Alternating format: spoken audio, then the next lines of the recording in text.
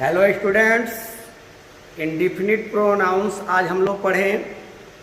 इससे पहले हम लोग personal pronouns, possessive pronouns, distributive pronouns, reciprocal pronouns और रिफ्लेक्सिव प्रोनाउंस, एम्फैटिक प्रोनाउंस और डेमोन्स्ट्रेटिव प्रोनाउंस पढ़ चुके हैं। आज हम लोग इंडिफिनिट प्रोनाउंस पढ़ेंगे और ये हेडिंग हम दे देते हैं इंडिफिनिट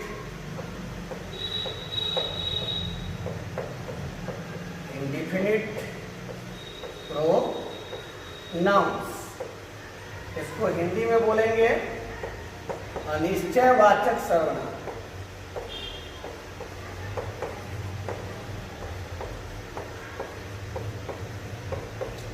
हिंदी में अनिश्चयवाचक सर्वनाम कहेंगे। ये भी हम आपको बता दें कि ट्रेडिशनल ग्रामर में, पीछे के भी वीडियो में मैंने बताया है कि ट्रेडिशनल ग्रामर में प्रोनाउंस के केवल 6 काइंड्स ही बताए गए हैं, 6 प्रकार ही बताए गए हैं।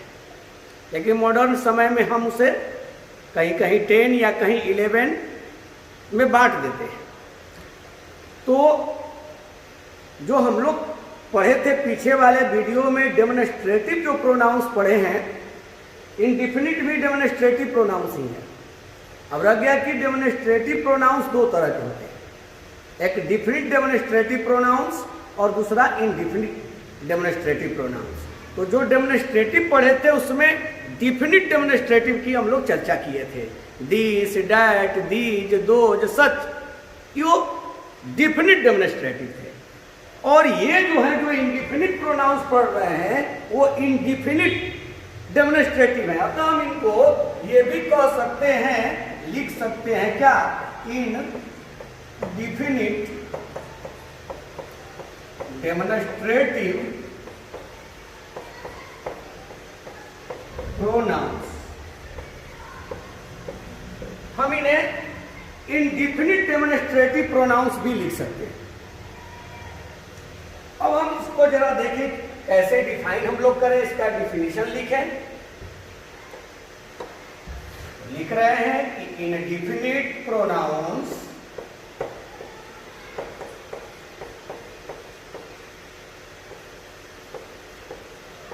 refer to non-specific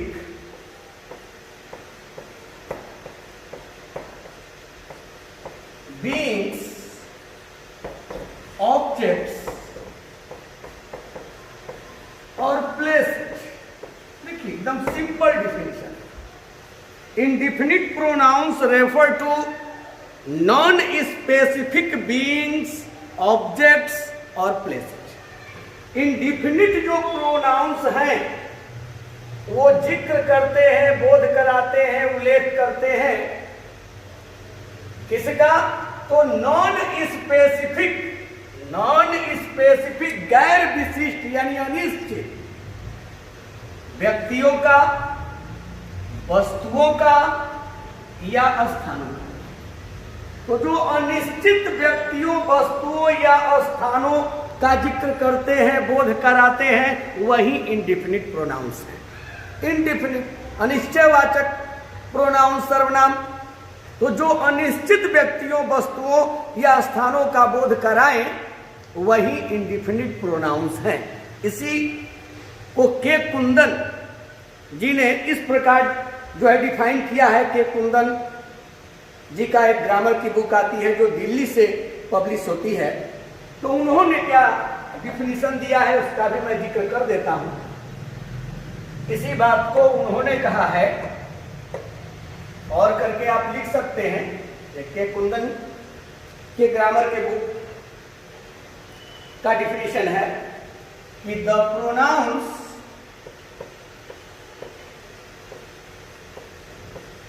which stand for no particular persons or things, that is no persons or things whose identity or whose number or quality is definite are called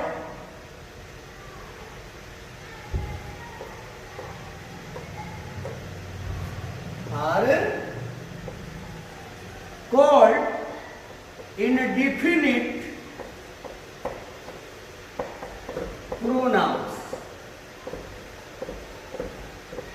देखिए के कुंदन इंडेफिनिट प्रोनाउंस का इस प्रकार डिफिनेशन देते हैं कि the pronounce, वैसे pronounce which stand for, जो प्रतिनिधित्व करते हैं, बताते हैं, नो पार्टिकुलर पर्सन्स और थिंग्स, किसी खास व्यक्तियों या वस्तुओं को नहीं। खास, पार्टिकुलर, स्पेसिफिक, निश्चित। तो जो निश्चित या खास व्यक्तियों या वस्तुओं का प्रतिनिधित्व नहीं करते हैं, वे प्रोनाउंस इंडेफिनिट प्रोनाउंस कहलाते हैं। कौन से प्रोनाउंस इंडेफिनिट प्रोनाउंस कहे जाते हैं? जो खास या निश्चित या पार्टिकुलर विशेष व्यक्तियों या वस्तुओं का प्रतिनिधित्व नहीं करते हैं या बोध नहीं कराते, वही आर कॉल्ड कहे जाते हैं इंडेफिनिट प्रोनाउंस। उसी में फिर कहते हैं डैट इज, यानी डैट इज टू से, डैट इज टू से, डैट इज अर्थात इट इज। तो डैट इज अर्थात इसी बात को कहते हैं कि अर्थात नो पर्सन्स और थिंग्स, व्यक्ति या वस्तुएं, हुज आइडेंटिटी, जिनकी पहचान, और या हुज नंबर, या जिनकी संख्या, वचन, या जिनकी वचन और क्वालिटी या गुण इज डिफिनिट, यानी नो डिफिनिट, निश्चित न हो। वैसे व्यक्ति या वस्तुएं जिनकी पहचान या जिनका वचन, नंबर, संख्या या गुण डिफिनिट न हो, निश्चित न हो, आर कॉल्ड, वो कहे जाते हैं इंडेफिनिट प्रोनाउंस। कहते हैं the pronouns which stand for no particular persons और थिंग्स, वैसे प्रोनाउंस जो प्रतिनिधित्व करते हैं किसी खास या निश्चित व्यक्ति या वस्तुओं का नहीं, यानी निश्चित व्यक्तियों या वस्तुओं का जो बोध न कराते हो, प्रतिनिधित्व न करते हो। फिर आगे कहते हैं डैट इज, यानी अर्थात, डैट इज टू से, इट इज, अर्थात नो पर्सन्स और थिंग्स हुज आइडेंटिटी, अर्थात वैसे व्यक्ति या वस्तुएं जिनकी पहचान, और या हुज नंबर, जिनका वचन, संख्या और क्वालिटी या गुण इज डिफिनिट, यानी नो, पहले नो है तो नो डिफिनिट मतलब निश्चित न हो, आर कॉल्ड इंडेफिनिट प्रोनाउंस। तो the pronouns which stand for no particular persons और things, that is no persons or things whose identity or whose number or quality is definite are called indefinite pronouns or indefinite demonstrative pronouns। ये indefinite, तो एक बस simple सा है, किसी भी तरह से हम व्यक्त करें, डिफिनेशन दें, डिफाइन करें, यानी जो अनिश्चितता का बोध कराएंगे वही अनिश्चयवाचक सर्वनाम यानी इंडेफिनिट प्रोनाउंस होंगे। अब कौन कौन इंडेफिनिट प्रोनाउंस हैं देखिए, ये निम्न है,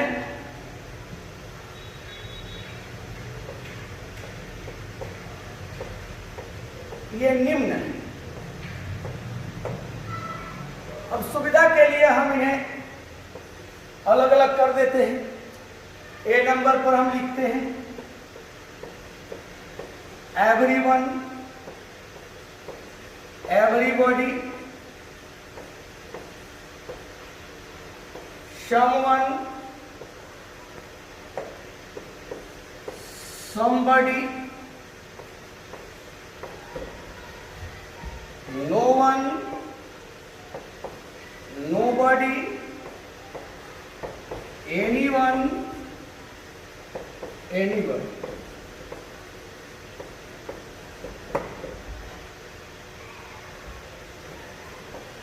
फिर बी नंबर पर लिखते हैं एवरीथिंग, समथिंग,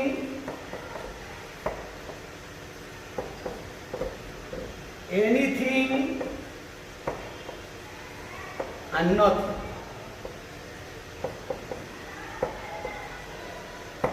फिर डी नंबर पर लिखते हैं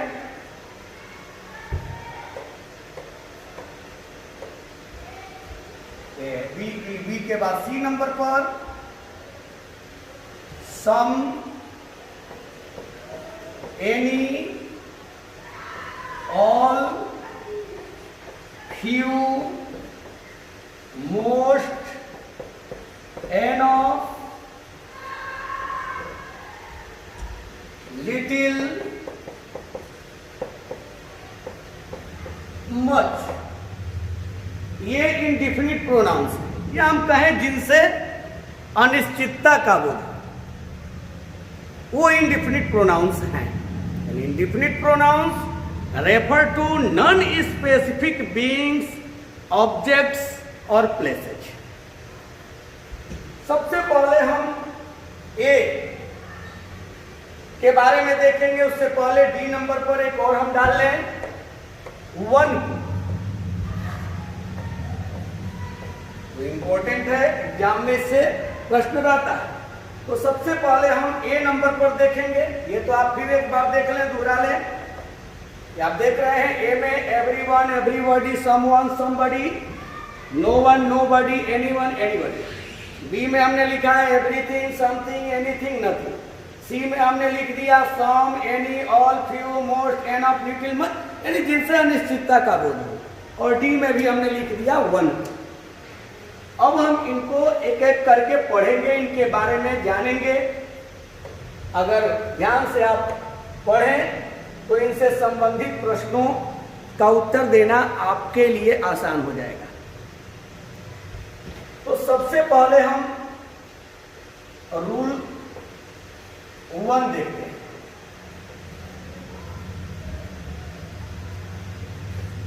एवरीवन, everybody,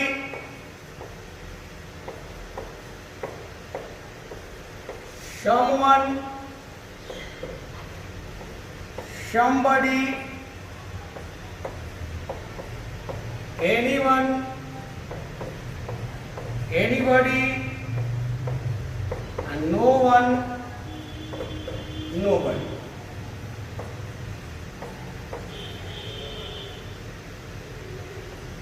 के लिए निम्न बातों का ध्यान रखना आवश्यक है।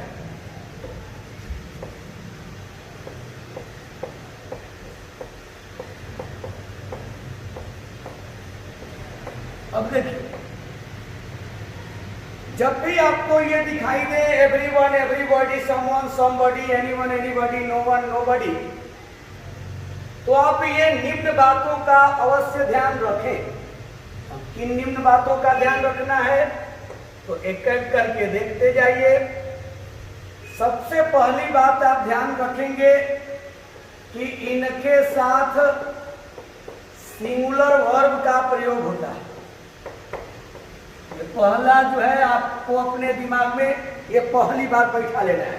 इनके साथ सिंगुलर वर्ब का प्रयोग होता है।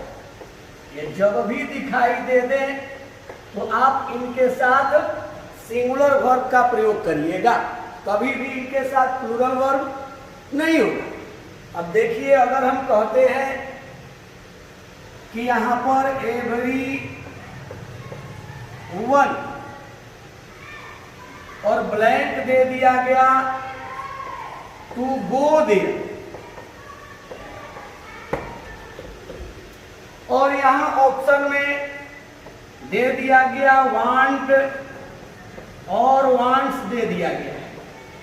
सबसे पहले यह ध्यान दें कि जब आप जान गए कि एवरीवन है तो एवरीवन के साथ सिंगुलर, तो इसमें ध्यान देना होगा कौन सिंगुलर है। तो आपको बताया गया है पहले के वीडियो में कि जो वर्ब होता है मेन वर्ब वो प्लूरल होता है। वर्ब अपने मूल रूप में प्लूरल होता है। तो वर्ब ये वांट अपने मूल रूप में है, यानी वर्ब वन है तो ये प्लूरल है। और वर्ब में जब एस या एस लगता है, वर्ब फाइव बनता है तो ये सिंगुलर हो जाता है, यानी नाउन के अपोजिट। नाउन में अगर एस या एस लगता है तो प्लूरल बनता है, लेकिन वर्ब में अगर एस या एस लग जाए तो सिंगुलर बनता है। तो अब एवरीवन के साथ एवरीवन, समवन, समबडी कोई भी हो, इसके साथ हमें सिंगुलर वर्ब लेना है। तो क्या लेंगे बताइए, वांट या वांट्स? तो सिंगुलर लेना है तो हम वांट्स लेंगे, यहाँ हम वांट्स का प्रयोग करेंगे। अगर जहां लिख देंगे कि एवरीवन वांट कर देंगे तो गलत हो जाएगा। तो कोई भी इनमें से किसी को भी आप ले सकते हैं। यदि हम कहते हैं कि समवन ब्लैंक स्टैंडिंग हियर, अब वरना है हमको इज या आर। अब बताइए आप क्या लेंगे?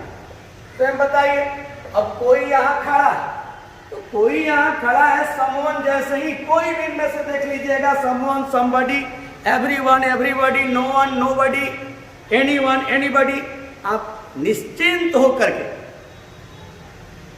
सिंगुलर वर्ब का प्रयोग करिएगा।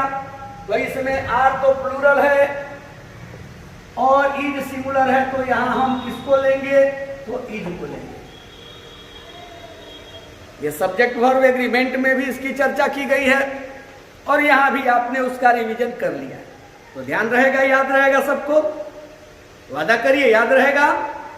हाँ, याद रखिएगा कि इनमें से कोई भी एवरीवन, एवरीबडी हो, समवन, समबडी हो, एनीवन, एनीबडी हो, नो वन, नोबडी हो, आप वर्ब सिंगुलर देखिएगा। इनके साथ जब भी लेना होगा सिंगुलर।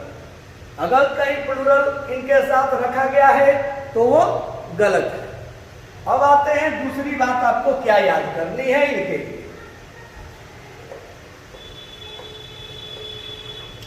अब सेकंड बात आपको याद करना है कि इनके लिए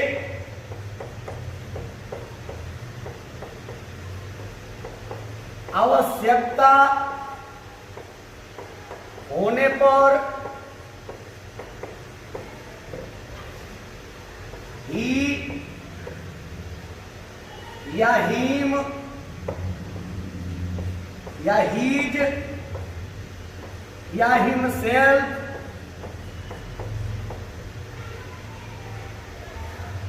का प्रयोग किया जाता है।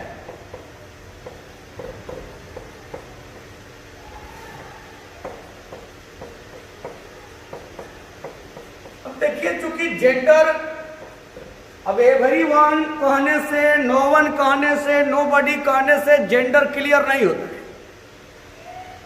तो ऐसे कंडीशन में अगर इनके लिए हमें जरूरत पड़ा अन्य प्रोनाउंस लेने का, तो उस स्थिति में हम ही के अनुसार लेंगे। इसके अनुसार लेंगे तो ही के अनुसार लेंगे।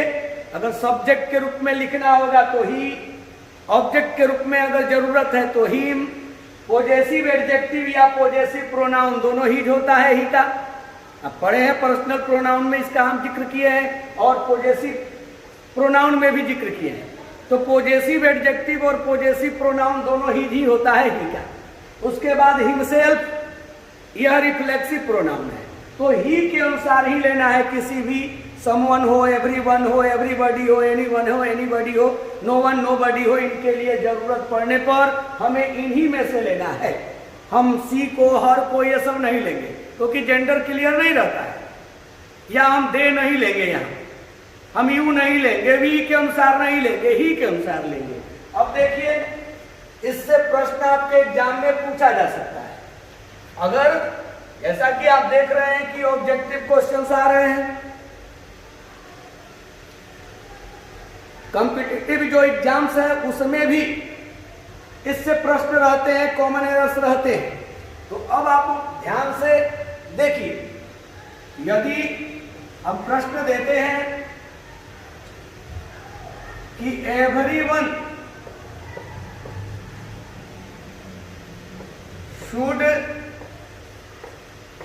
डू ब्लैंक दे दिया गया ड्यूटी। अब यहां ऑप्शन दिया गया है, क्योंकि आप जानते हैं कि यहां हमको पॉजेसिव एडजेक्टिव चाहिए क्योंकि ये ड्यूटी नाउन है। तो ऑप्शन अगर दे दिया गया यहां पर हर, ऑप्शन दे दिया गया माय, ऑप्शन अगर दे दिया गया आवर, ऑप्शन अगर दे दिया गया यहां पर ही, अब बताइए आप क्या लेंगे। प्रत्येक को अपना कर्तव्य करना चाहिए। तो कभी भी जब एवरीवन हो, समवन हो, समबडी हो, इसके लिए हमें लेना हो तो ही के अनुसार लेते हैं। जैसा कि आप जानते हैं कि अब जैसा सब्जेक्ट होगा उसी के हिसाब से अपना की अंग्रेजी होती है।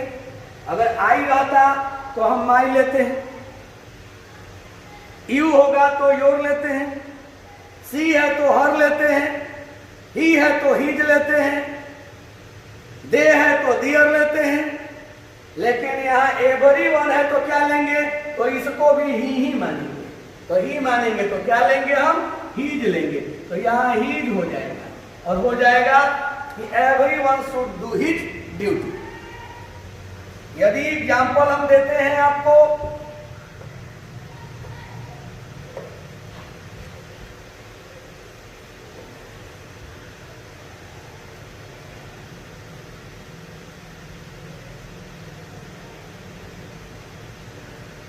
if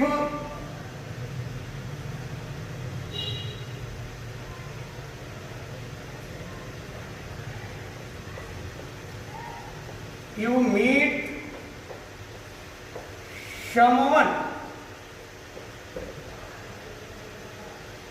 अगर तुम किसी से मिलोगे तो you will हेल्प और ब्लैंक दे दिया तो तुम मदद करोगे, यानी उसकी। अगर तुम किसी से मिलोगे तो तुम उसकी मदद करोगे। फिर से बता दें कि जो है इधर भी और उधर, देख रहे हैं ना, कंडीशनल है। इधर सिंपल प्रेजेंट टेंस, तो वहां प्रिंसिपल जो क्लास है वो फ्यूचर इंडिफिनिट होता है। अब ऑप्शन दे दिया गया यहां पर हिम और मी, और यहां पर दे दिया गया अस। अगर तुम किसी से मिलोगे तो तुम उसकी मदद करोगे। तुम किसी से मिलोगे तो तुम क्या मेरी मदद करोगे? क्या तुम हम लोगों की मदद करोगे? नहीं, तुम किसी से मिलोगे तो तुम उसकी मदद। अब यहाँ पता नहीं है कि समवन का जेंडर क्या है।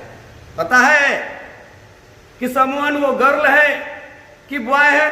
तो ऐसे कंडीशन में जब आपको जेंडर क्लियर नहीं है तो आपको ही के अनुसार ही लेना है। तो अब हमको यहाँ ऑब्जेक्ट के रूप में लेना है, तो ही का ऑब्जेक्ट समवन के लिए हमने ऑब्जेक्ट चुनाव किया और ये हमने हिम ले लिया। तो ये ध्यान रखना है कि एवरीवन हो, समवन हो, समबडी हो, नो वन हो, नोबडी हो, एनीवन हो, एनीबडी, इनके लिए अगर जरूरत पड़े तो आपको ही, हिम, ही, हिमसेल्फ यही लेना है। और एग्जाम्पल आप देख सकते हैं। यदि हम कहते हैं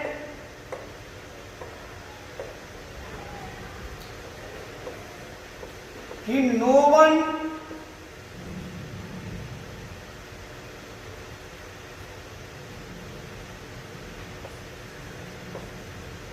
हेल्प्स, अब ब्लैंक दे दिया गया। अब ए नंबर पर दिया गया है हिमसेल्फ बी हो गया हर सेल्फ, सी हो गया देम सेल्फ्स, और डी हो गया योर सेल्फ, योर सेल्फ। अब देखिए, कोई खुद की मदद नहीं करता है, यही अर्थ आ रहा है। तो खुद की, अब ये रिफ्लेक्सिव प्रोनाउन हो गया, और हम बताए हैं कि आई के लिए माई सेल्फ होता है, वी के लिए आवर सेल्फ होता है, यू के लिए योर सेल्फ सिंगुलर में और प्लूरल में योर सेल्फ होता है, ही के लिए हिम सेल्फ, सी के लिए हर सेल्फ, दे के लिए देम सेल्फ होता है। लेकिन यहां तो नो वन है। अब नो वन रहे, एवरीवन रहे, एवरीबॉडी रहे, समवन समबॉडी, ये सब रहे, और इसके लिए हमें रिफ्लेक्सिव लेना है, तो इसको ही मान कर लेंगे। तो ही का हिमसेल्फ होता है, तो यहां भी हम इसके लिए भी हम हिमसेल्फ ले लेंगे। तो याद हो गया होगा, दो बात तभी हमने आपको बताया कि इनके साथ वर्ब सिंगुलर होगा, सिंगुलर वर्ब लगेगा कभी भी। दूसरी बात कि इनके लिए अगर जरूरत पड़ा तो हम ही के अनुसार प्रोनाउंस लेंगे, ही के अनुसार लेंगे। लेकिन हमें एक और बात भी याद रखनी पड़ेगी, यानी तीसरे नंबर पर, नहीं तो हम गलती कर सकते हैं। ये तीसरी बात हमें क्या सीखनी है, ये क्वेश्चन टैग में जरूर पढ़े होंगे। तीसरी बात सीखनी है कि इनके लिए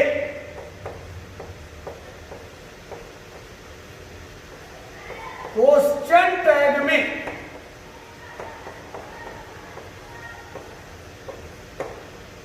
दे होता है,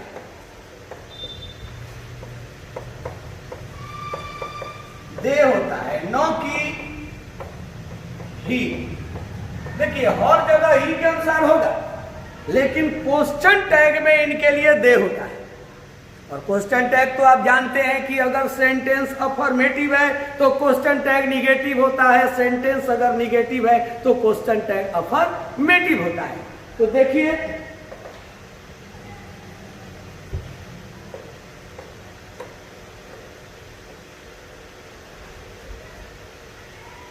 यदि दिया हुआ है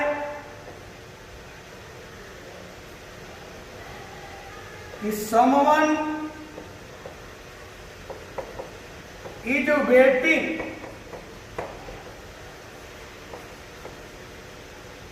फॉर मी, अब इसका क्वेश्चन टैग हमें चाहिए। कोई मेरा इंतजार कर रहा है ना, तो कोई मेरा इंतजार कर रहा है ना, क्वेश्चन टैग लेते हैं, ऑप्शन देते हैं। अब बताइए, ये जॉन्ट ही भरेंगे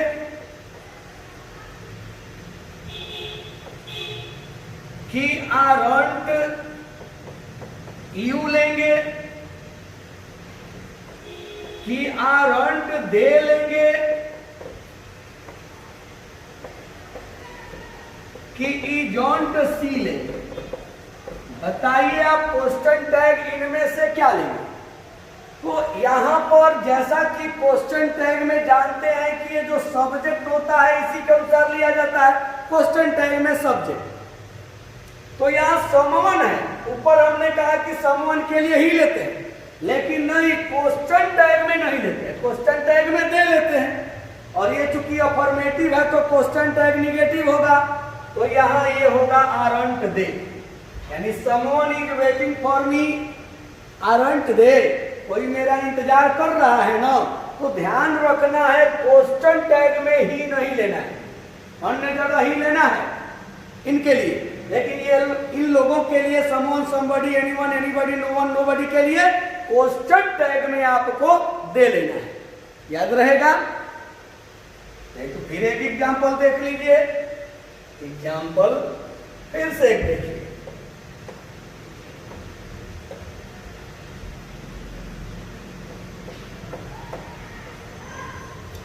अगर दे देते हैं कि everyone can not go there, अब इसके लिए हमें क्वेश्चन टैग लेना है। यानी प्रत्येक वहां नहीं जा सकते हैं ना, तो प्रत्येक वहां नहीं जा सकते हैं ना। अब हमको क्वेश्चन टैग लेना है। ऑप्शन हमने दे दिया कि कैन दे, एक ऑप्शन हमने दे दिया कि कैन ही, उसके बाद दे दिए कैन सी, और फिर दे दिए कैन यू। बताओ आंसर क्या होगा? हाथ उठाइए, कितने कितने लोग, कौन कौन लोग हैं जो आंसर जान गए? बहुत बहुत अच्छा, सभी लोग जान गए। Everyone can not go there. पहली बात तो ये कि ये निगेटिव सेंटेंस है, तो क्वेश्चन टैग अफर्मेटिव होगा। तो सब अफर्मेटिव है, नॉट नहीं है। नॉट वाला रहता तो ऐसे ही छट जाता, लेकिन ये तो सभी अफर्मेटिव है। दूसरा कि क्वेश्चन टैग में हम ही नहीं लेते हैं, क्या लेते हैं? दे, तो ये कैन दे होगा। क्वेश्चन टैग में एवरीवन, समवन इत्यादि के लिए हम दे लेते हैं। तो ये तीन बात आपको याद रखनी है मुख्य रूप से। याद रखेंगे ना? पहली बात कि इनको सिंगुलर मानते हैं, इनके साथ सिंगुलर वर्ब लगेगा। दूसरा, इनके लिए हम आवश्यकता पड़ने पर ही, हिम, ही, हिमसेल्फ, जिसकी आवश्यकता होगी उसे ले लेते हैं। लेकिन सावधान, क्वेश्चन टैग में हम ही नहीं लेते हैं, क्वेश्चन टैग में इनके लिए दे लेते हैं। एक और बात आपको हम बता दें, ये तो तीन बात आप जान गए, एक चौथा बात भी आप जान जाइए। इसकी आवश्यकता कम ही पड़ती है, फिर भी जानना चाहिए। ये 4 नंबर भी आप इनके लिए जानिए। इनमें से ये जो आप देख रहे हैं, ये एवरी वन या एनी वन, फिर हम लिख रहे हैं एवरी, और थोड़ा गैप करके लिखे वन, और एनी और गैप करके लिख दिए वन। अब लिखावट में अंतर, ये एवरीवन सटा हुआ है, एनीवन सटा हुआ है, और यहां पर एवरीवन, एनीवन गैप अलग है। तो ये जो होता है ये पर्सन्स के लिए होता है, पर्सन्स यानी व्यक्तियों के लिए होता है, और ये थिंग्स के लिए होता है यानी वस्तुओं के लिए होता है। ये ध्यान देंगे, ये पर्सन के लिए और ये थिंग के लिए। जो सटा होगा वो पर्सन के लिए, और जो अलग अलग होगा, गैप होगा, वो थिंग्स के लिए, वस्तुओं के लिए। समझ गए? तो जरा देखिए, यदि हम कहते हैं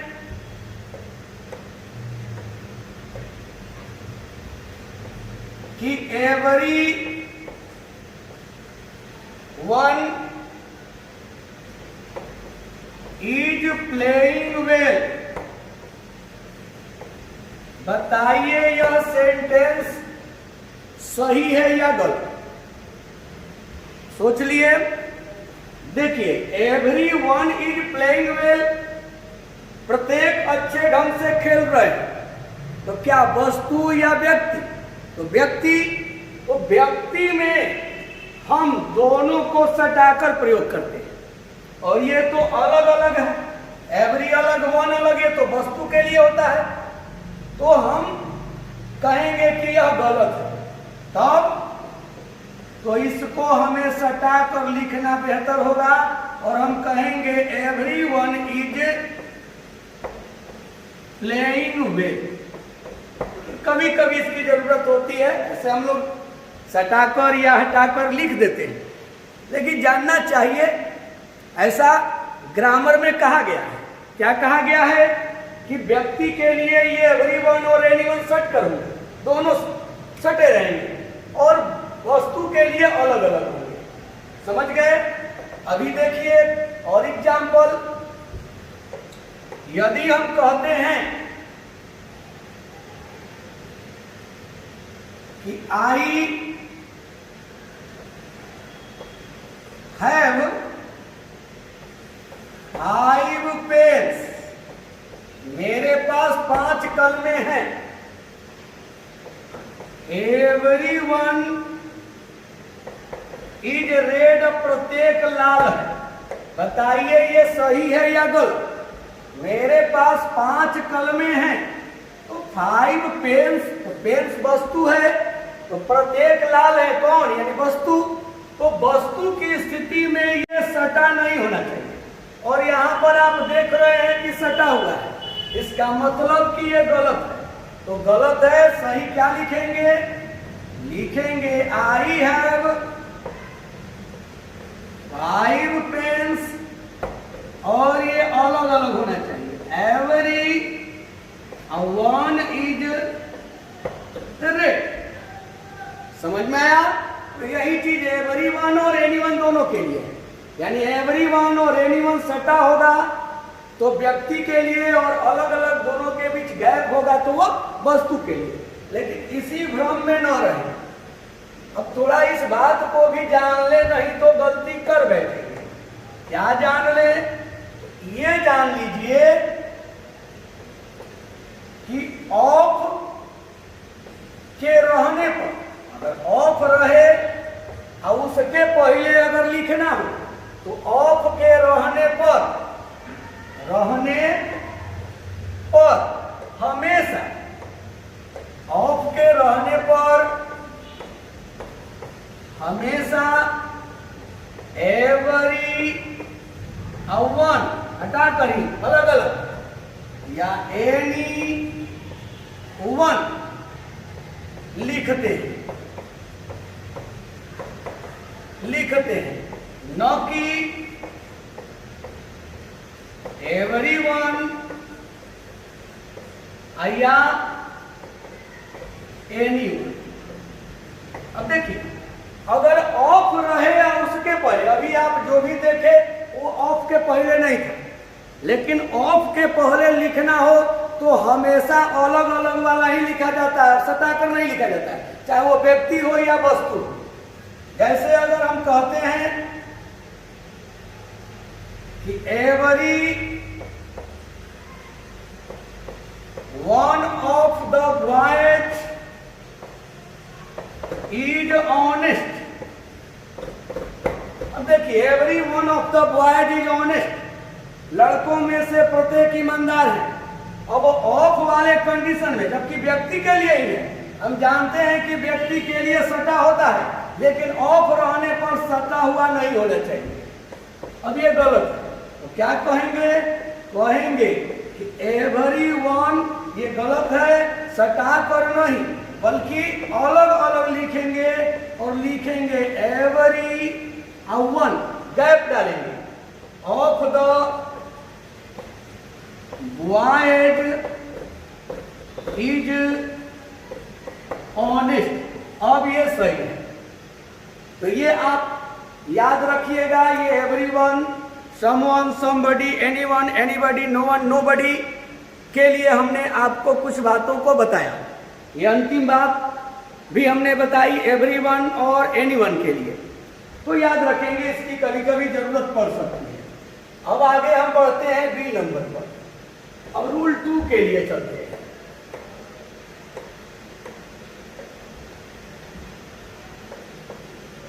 रूल 2,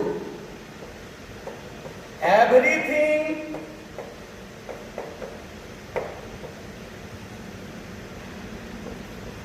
समथिंग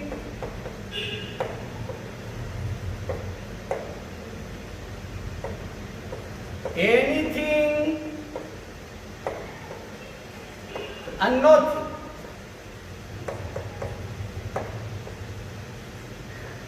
रहने पर सिंगुलर वर्ब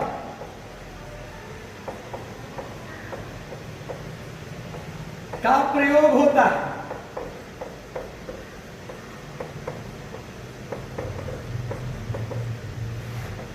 इनके लिए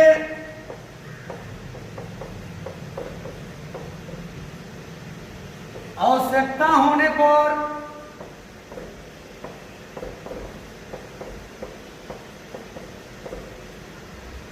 हमेशा, हमेशा कहने का मतलब क्वेश्चन टैग में भी हमेशा इट या इट्स या इटसेल्फ का प्रयोग होता है।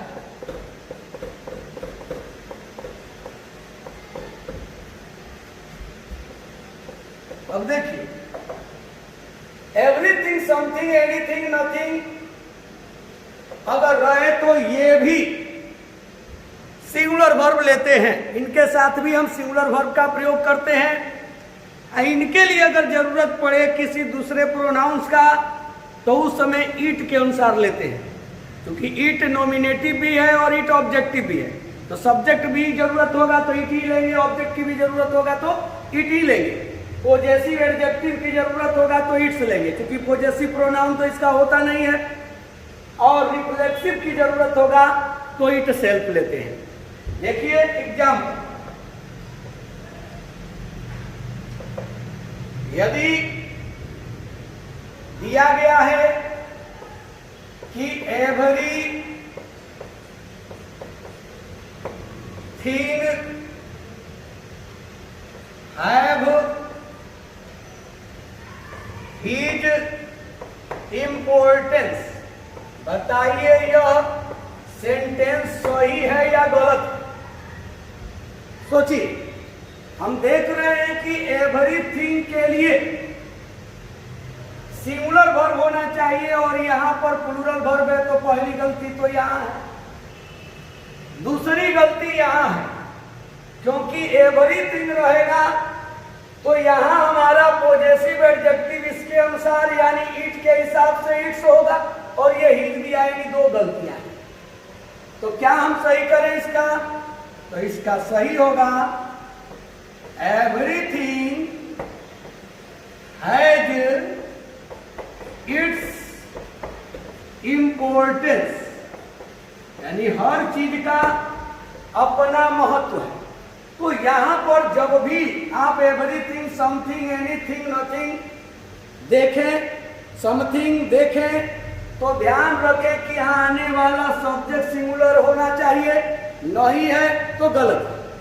दूसरा कि जो भी प्रोनाउन अगर इनके लिए आया है तो वो इट के हिसाब से होना चाहिए। तो यहां चूंकि हमें इसके पहले पॉजेसिव एडजेक्टिव की जरूरत थी और इट का पॉजेसिव एडजेक्टिव इट्स होता है, तो हमने इट्स रखा। तो एवरीथिंग, समथिंग के लिए हम इट के अनुसार ही लेते हैं। क्वेश्चन टैग रहे तो भी, क्वेश्चन टैग रहे तो भी, जैसे कि समवन, समबडी, एनीवन, बडी, एनीवन इत्यादि के लिए क्वेश्चन टैग में दे ले रहे थे, लेकिन इसमें नहीं। अब अगर दे दिया गया है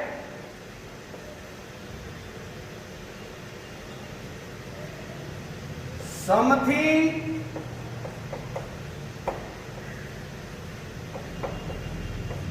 इज हियर, अब इसका क्वेश्चन टैग बनाना है, कुछ यहां है ना, तो समथिंग इज हियर है और क्वेश्चन टैग लेना है, बताइए इजॉन्ट ही लेंगे। पहले तो ये ध्यान दीजिए कि क्वेश्चन टैग कभी भी निगेटिव होगा क्योंकि अफर्मेटिव है, तो क्या इजॉन्ट ही लेंगे कि इजॉन्ट सी लेंगे कि औरंट दे लेंगे कि हम इजॉन्ट इट लेंगे, बताइए क्या लेंगे? तो हम देख रहे हैं कि सब्जेक्ट क्या समथिंग है, तो क्वेश्चन टैग में भी इट ही लेते हैं। इनके लिए समथिंग, एनीथिंग, नथिंग के लिए हमेशा इट होता है, तो इसके लिए इट यहां पर है, तो ये आंसर होगा इजॉन्ट इट।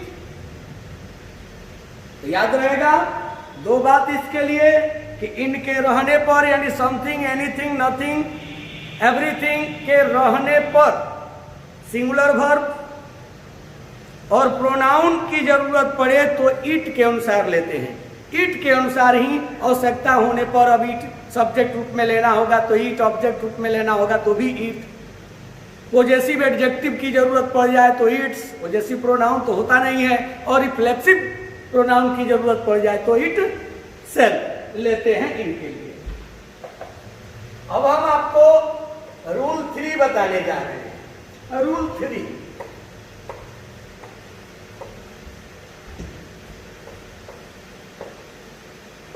रूल 3,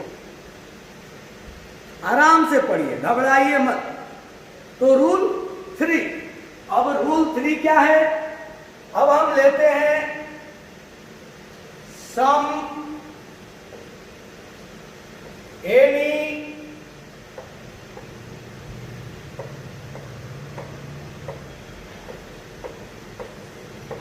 ऑल few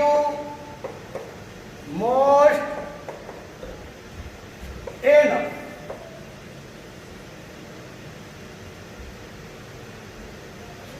का प्रयोग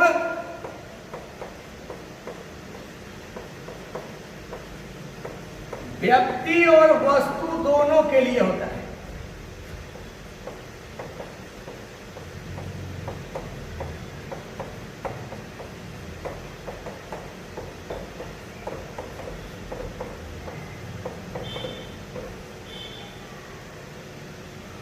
अब इनका प्रयोग जो है व्यक्ति के लिए भी होता है और वस्तु के लिए भी होता है। ऐसे देखिए, हम ये कह सकते हैं कि सम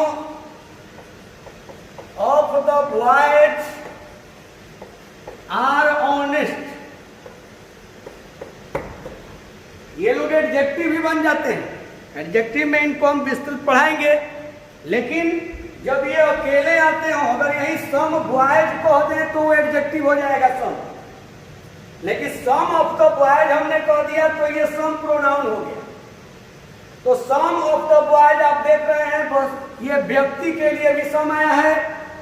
अब वस्तु के लिए भी हम कह सकते हैं कि some of the cars are old, यानी वस्तु के लिए भी हम सम का प्रयोग कर सकते हैं।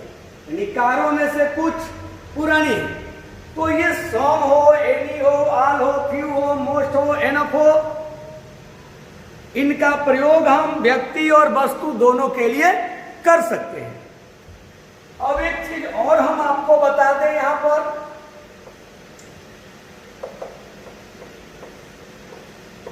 कि सम और सम से बने प्रोनाउंस का प्रयोग अफर्मेटिव में बेहतर होता है।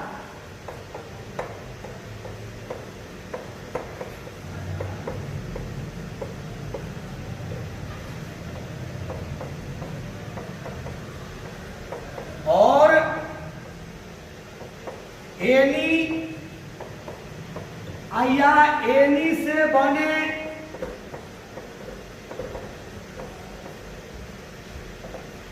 प्रोनाउंस का प्रयोग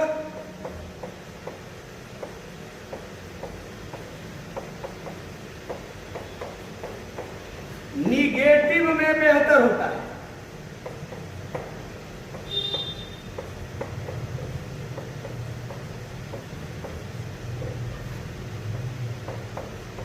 में बेहतर होता है।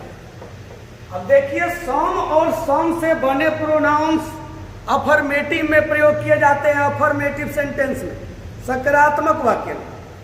और एनी से या एनी से बने प्रोनाउंस, एनी या एनी से बने प्रोनाउंस का प्रयोग निगेटिव सेंटेंस यानी नकारात्मक वाक्य में किए जाते हैं। अब देखिए, यदि हम कहते हैं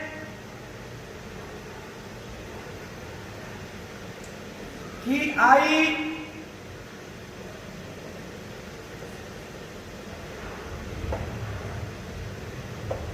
हेल्प्ड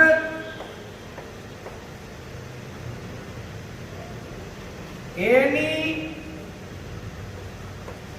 ऑफ द गर्ल्स, लड़कियों में से किसी का मैंने मदद किया, तो ये कहना गलत है, एरर है यहां। क्या? क्योंकि यह सेंटेंस अफर्मेटिव है और अफर्मेटिव सेंटेंस में सम या सम से बना हुआ प्रोनाउन होता है। सम, समवन, समबडी, तो सम या सम से बने हुए प्रोनाउंस। तो यहां हम ये कहेंगे कि I helped some of the girls.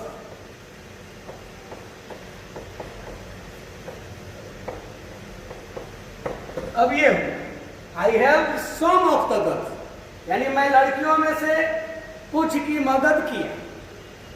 यही अगर हम कहते हैं कि I did not talk to someone, तो भी ये गलत है। अब I did not talk to someone क्यों गलत है? क्योंकि ये निगेटिव है और निगेटिव में एनी या एनी से बना हुआ प्रोनाउन एनीवन एनीबॉडी यही होना चाहिए, और यहाँ तो समवन है, सम से बना हुआ प्रोनाउन है, तो निगेटिव में एनी वाला होना चाहिए। तो यहाँ आप क्या करेंगे, ये लिखेंगे कि I did not talk to anyone, क्योंकि ये निगेटिव है और निगेटिव में एनी अथवा एनी से बना हुआ प्रोनाउन हो, एनीवन हो, एनीबॉडी हो। इंट्रोगेटिव अगर सेंटेंस हो जाए तो गेटिव सेंटेंस में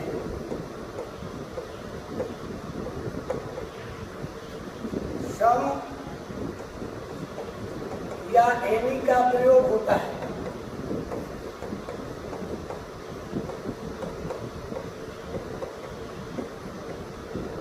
जैसा कि हमने बताया कि अफर्मेटिव सेंटेंस में सम और सम से बने प्रोनाउंस जैसे समवन, समबडी इत्यादि का प्रयोग होता है, जबकि निगेटिव सेंटेंस में एनी और एनी से बने हुए प्रोनाउंस एनीवन, एनीबॉडी का प्रयोग होता है। लेकिन अगर वही इंट्रोगेटिव सेंटेंस हो जाए, इंट्रोगेटिव का सर्ट यानी इंट्रोगेटिव सेंटेंस हो जाए, तो उसमें सम या एनी दोनों का प्रयोग हो सकता है। सम का भी या सम से बने हुए प्रोनाउंस या एनी से बने हुए प्रोनाउंस का प्रयोग हो सकता है। जैसे अगर हम कहते हैं do you want to help, some भी ले सकते हैं और एनी भी ले सकते हैं, of them, of them question mark. अब देखिए, do you want to help, क्या आप मदद करना चाहते हैं उन लोगों में से किसी का? अब ये इंट्रोगेटिव सेंटेंस है। Do you want to help, some of them भी हो सकता है और एनी ऑफ देम भी हो सकता है। तो इंट्रोगेटिव जब सेंटेंस रहे तो आप सम या एनी दोनों का प्रयोग कर सकते हैं। यहाँ पर सम या सम से बना हुआ प्रोनाउन समवन, समबडी, एनी या एनी से बने हुए प्रोनाउंस एनीवन, एनीबॉडी का प्रयोग कर सकते हैं। कब? इंट्रोगेटिव में कोई दिक्कत नहीं है। लेकिन वही अगर अफर्मेटिव रहे, इंट्रोगेटिव नहीं रहे, तो उस समय सम वाला ही होगा, सम या सम से बने हुए प्रोनाउंस, और निगेटिव रहेगा तो एनी या एनी से बने हुए प्रोनाउंस होगा। और भी आपको ध्यान देना होगा, यदि इफ क्लॉज हो जाए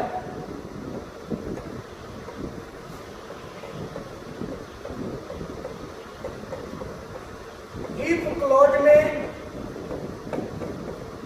सम या एनी का प्रयोग होता है, अगर इफ क्लॉज हो जाए तो आप सम या सम से बने हुए प्रोनाउंस या एनी से बने हुए प्रोनाउंस का प्रयोग कर सकते हैं। इफ क्लॉज में कोई दिक्कत नहीं है। इफ क्लॉज यानी जो क्लॉज इफ से शुरू, यदि हम कहते हैं कि if I want to call some of you, यहाँ कहें आइया हम any of you कहें, some of you या any of you, हम दोनों में कोई भी ले सकते हैं। देखिए सम ले लें, अच्छा है हम यहाँ पर एनी ले लें ऑफ यू। अब ये इफ क्लॉज है, देख रहे हैं इफ से शुरू है। If I want to call some of you या any of you, I will ring the bell, मैं घंटी बजा दूं। देखिए कंडीशन है, अगर मैं तुम लोगों में से किसी को बुलाना चाहूंगा तो मैं बेल घंटी जो है रिंग कर दूंगा, बजा दूंगा। तो ये इफ क्लॉज है, इफ से शुरू होने वाला क्लॉज इफ क्लॉज है। तो इफ क्लॉज में आप सम अथवा एनी का प्रयोग दोनों में से किसी का कर सकते हैं, यानी सम या सम से बने हुए प्रोनाउंस या समवन समबडी भी ले सकते हैं, एनी या एनीवन एनीबॉडी भी ले सकते हैं। तो इफ क्लॉज में कोई दिक्कत नहीं है। अब हम आपको बताते हैं आगे, अगला रूल बताते हैं कि मच और लिटिल का प्रयोग सिंगुलर अर्थ में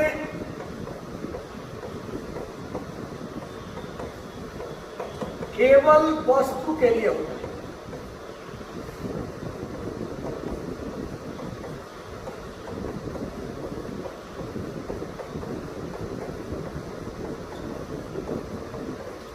देखिए मच और लिटिल का प्रयोग सिंगुलर अर्थ में केवल हम वस्तु के लिए करते हैं, केवल वस्तु के लिए मच और लिटिल का हम प्रयोग करते हैं। अगर हम कहते हैं कि I know much about her, मैं उसके बारे में ज्यादा जानता हूं। देखिए मच जब अकेले आता है या लिटिल तभी वो प्रोनाउन है। तो I know much about her, या हम कहें कि I know little about her.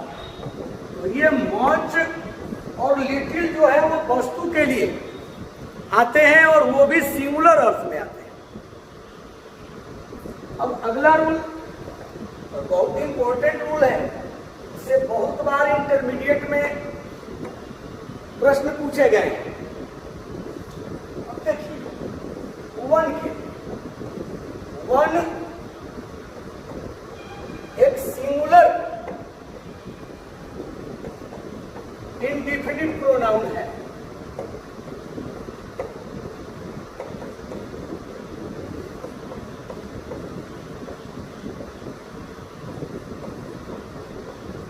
इसके साथ सिंगुलर वर्ब का प्रयोग होता है।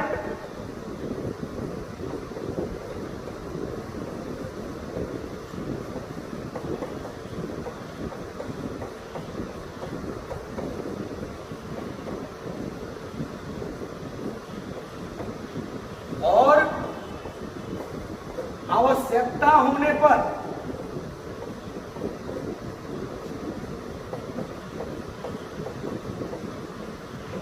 इसके लिए वन या वंस या वन सेल्फ का प्रयोग किया जाता है।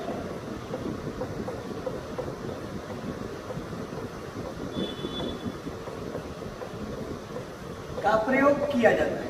अब देखिए वन एक सिंगुलर इंडेफिनिट प्रोनाउन है, इसके साथ सिंगुलर वर्ब का प्रयोग होता है और जब जरूरत पड़ता है और वन के लिए जब हमें प्रोनाउन लेना है तो उस समय वन के अनुसार ही लेते हैं। अब यहाँ ही के अनुसार नहीं लेंगे, दे के अनुसार नहीं लेंगे, सी के अनुसार नहीं लेंगे, वन रहने पर वन के अनुसार ही लेते हैं। वन ले लें क्योंकि वन सब्जेक्ट रूप भी है और वन ऑब्जेक्ट रूप में भी है।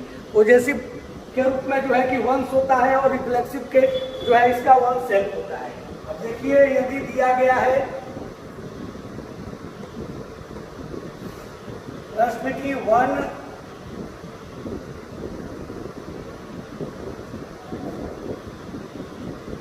Should do a planned duty दिया हुआ है, किसी को अपना काम करना चाहिए, कर्तव्य करना चाहिए।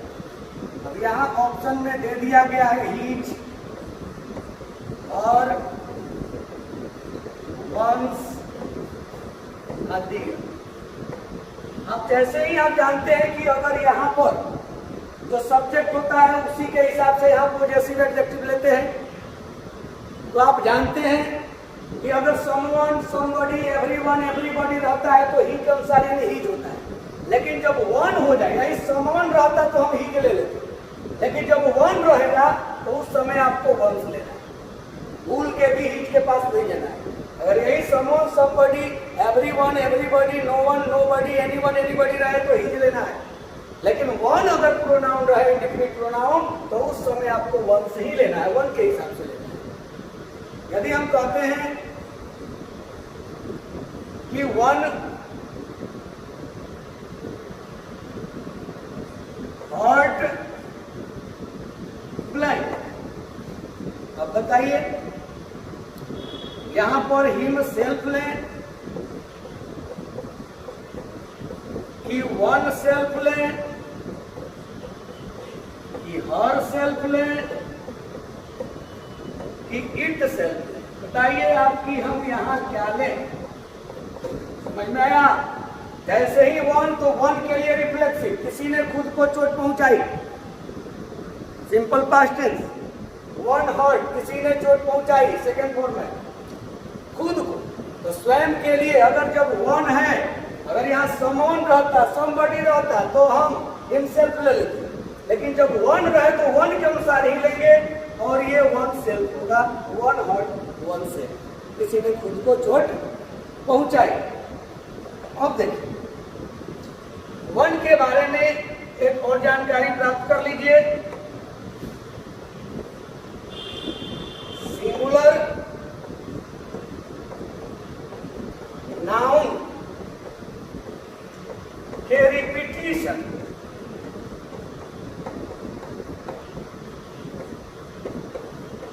सिंगुलर नाउन के रिपीटिशन को रोकने के लिए वन और प्लूरल नाउन के रिपीटिशन को रोकने के लिए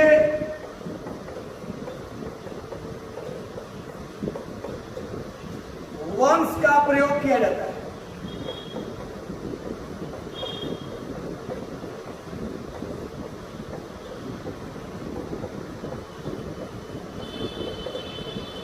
देखिए सिंगुलर नाउन के रिपीटिशन को रोकने के लिए वन और प्लूरल नाउन के रिपीटिशन को रोकने के लिए वंस का प्रयोग किया जाता है। आपको बताए हैं पहले भी कि जब हम देखते हैं ऑफ वाला केस तो वहां बताए थे कि डैट ऑफ और प्लूरल में दो जॉब, सिंगुलर में डैट ऑफ, प्लूरल में दो जॉब। वही पॉजेसिव एडजेक्टिव प्लस नाउन की स्थिति में रिपीटिशन रोकने के लिए पॉजेसिव प्रोनाउन का प्रयोग किया जाता है। लेकिन यहाँ देखिए वन और वंस का भी प्रयोग हम करते हैं जब एक ही नाउन की चर्चा दोबारा की गई हो और उसके रिपीटिशन को रोकना हो, उसकी पुनरावृत्ति को रोकना हो, तो कैसा नहीं रोकेंगे? उसी नाउन का अगर बार बार प्रयोग होगा तो वाक्य में भद्दापन आ जाता है। अब देखिए यदि हम कहते हैं कि this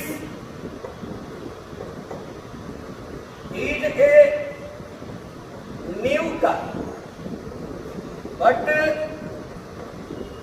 that is an old, अब हमने यहाँ वन लिख दिया। देखिए this is a new car, यह एक नई कार है, बट लेकिन दैट इज वह एक पुरानी कार है। तो यहाँ पर कार न लिख कर अगर कार लिखते तो यहाँ भी कार और यहाँ भी कार, एक ही नाउन का रिपीटिशन हो जाता। तो उससे बचने के लिए यह सिंगुलर को यहाँ से हटाने के लिए हमने वन कर दिया और हमने कार के जगह पर यानी यह न बोल करके this is a new car but that is an old car न कहकर हमने क्या कह दिया कि this is a new car but that is an old one. अब ये वन आया है इस कार के रिपीटिशन को रोकने के लिए आया है। हम समझ जाएंगे कि यानी यह कार यहाँ है तो आप समझ जाएंगे कि यह वन कार के लिए ही है। अगर यहाँ पेन है तो ये पेन के लिए है। तो सिंगुलर नाउन के रिपीटिशन रोकने के लिए आता है। यदि हम यही कहते हैं कि these are red pens but those are black और वंस हमने कहा। अब देखिए ये लाल कलमे हैं, रेड पेन्स हैं, पेन्स, लेकिन वे ब्लैक पेन्स है। तो अब हम अगर यहाँ पेन्स लिखते कि ब्लैक पेन्स तो रिपीटिशन हो जाता कि नहीं? इससे वाक्य में भद्दापन होगा। तो ऐसे कंडीशन में इस रिपीटिशन को रोकने के लिए प्लूरल में हमने क्या ले लिया? वंस ले लिया। तो सिंगुलर नाउन के रिपीटिशन को रोकने के लिए वन और प्लूरल नाउन के रिपीटिशन को रोकने के लिए वंस का प्रयोग भी किया जाता है। थैंक